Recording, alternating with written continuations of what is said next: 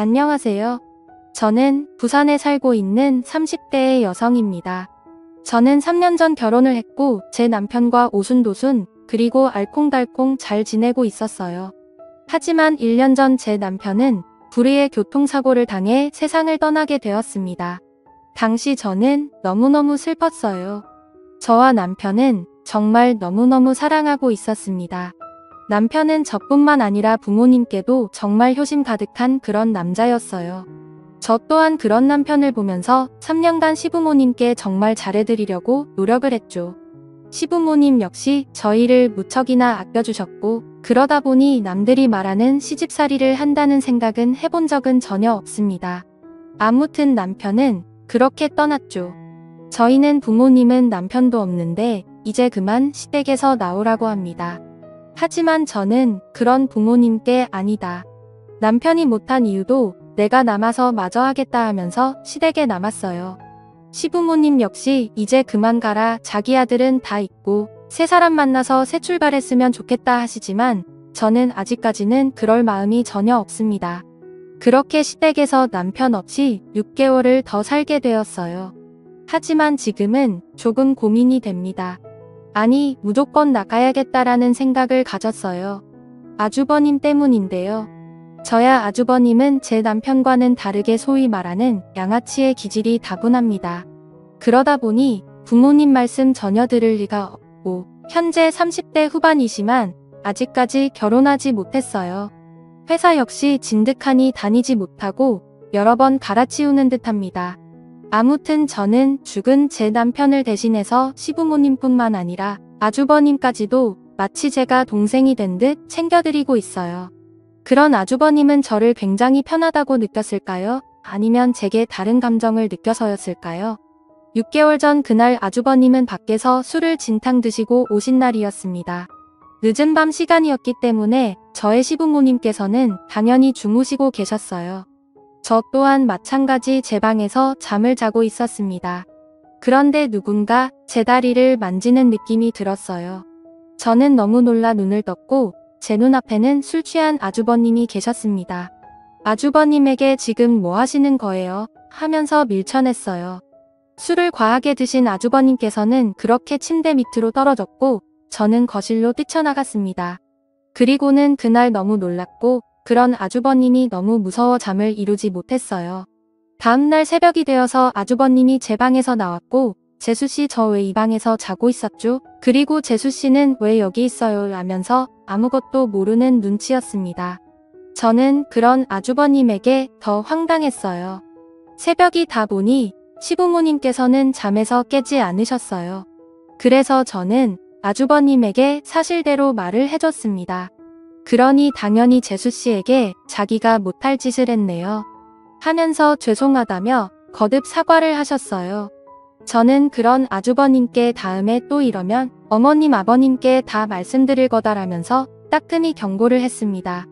당연히 다음에 이런 일이 또 있으리라는 상상도 못한 채 말이에요. 아주버님께 경고를 하고 난 후 얼마 지나지 않았을 때입니다.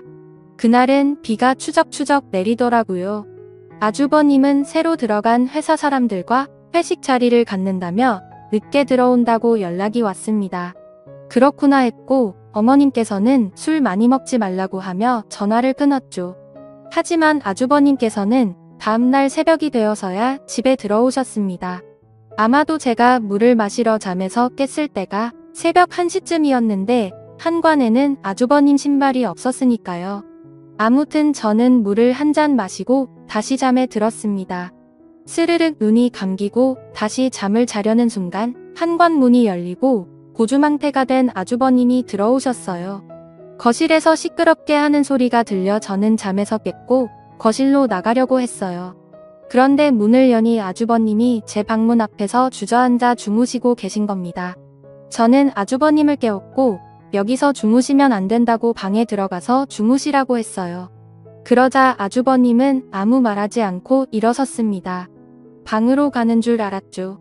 그런데 그 방이 아닌 제 방으로 들어갔고 저를 끌고 들어가더라군요. 그리고는 자신의 옷을 주섬주섬 벗으려고 했습니다. 저는 그런 아주버님께 지금 뭐 하는 짓이에요 하면서 큰 소리로 말했어요. 정말 그날 뭔 일이 있겠구나 싶어서 시부모님께서 일어나셔서 제 방으로 왔으면 좋겠다 싶은 마음에 말이죠.